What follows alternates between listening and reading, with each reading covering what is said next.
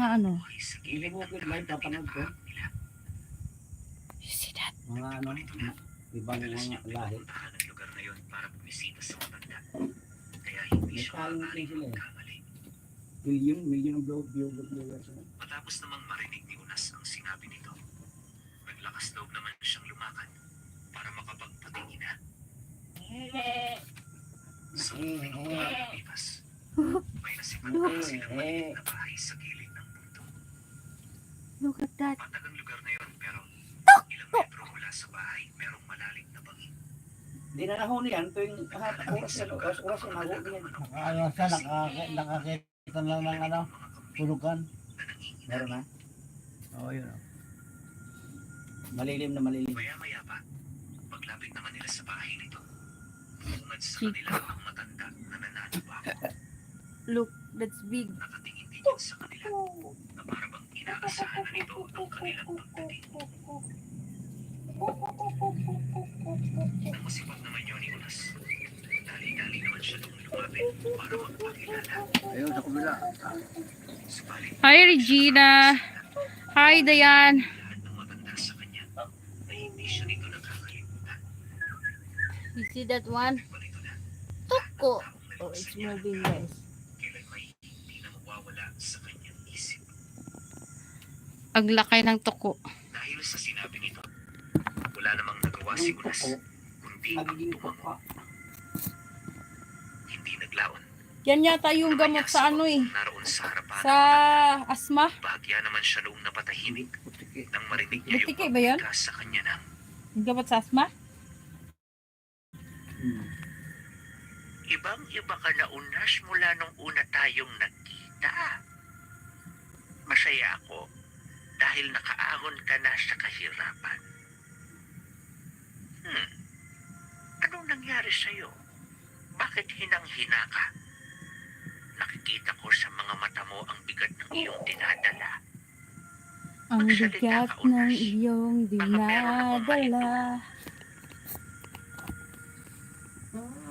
Oh, Nang marinig naman ni Narinig Unas ang nila. sinabi nito, walang Wala pagdadalawang yun. isip naman niyang inilahan. Ang toko, butot. ang butot ang toko. Ipinagtapat niya rin dito. Hindi naman siya hinawakan ng nilalang na yun. Pero yung huli niyang naramdaman habang pinagmamasdan niya ito, Ang ganti din ang tila bang hindi siya Ilang nilubayan. buwan din. Puta naman ang hangin dyan.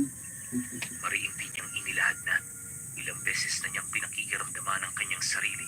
Pero wala Pagkagrap talaga daw, siyang kapasidad andighay na sa mabuhay puwet. ang pinanggagalingan ng sakit na yun. Dinala mo ba yung cellphone mo?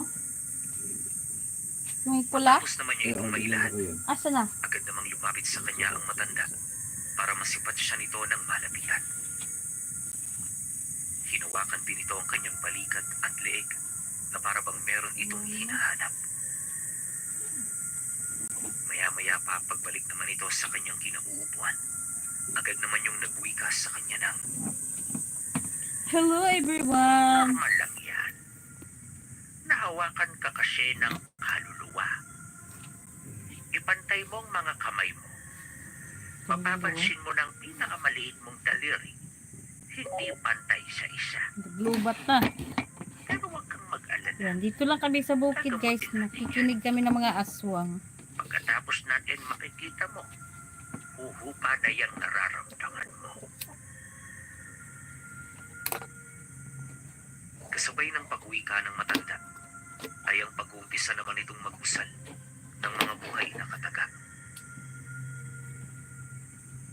Matapos nun, inihip ito ng matanda sa kanyang bumbunan at pag-ukit nito ng krus sa kanyang noo gamit ang laway. Gulat na manoon si Unas nang mapansin niyang yung sakit sa kanyang bewang at dibdib unti-unting nawawala. Panay na rin ang kanyang ginagawang pagbahing kung saan walang patid sabay ang mga plemang nakaimbak sa kanyang sigmura. Dahil sa pangyayaring yan, doon niya napagtanto, totoo at hindi biro ang kakayahan ni Aling Tersing na manggamot. Kaya magandang video niya. Wak. Ayun, Pag-alis naman ang kamay nito sa Ayun. kanyang katawan, Masa na? unti-unti naman niyang naramdaman ang paggaan ng kanyang pakiramdam.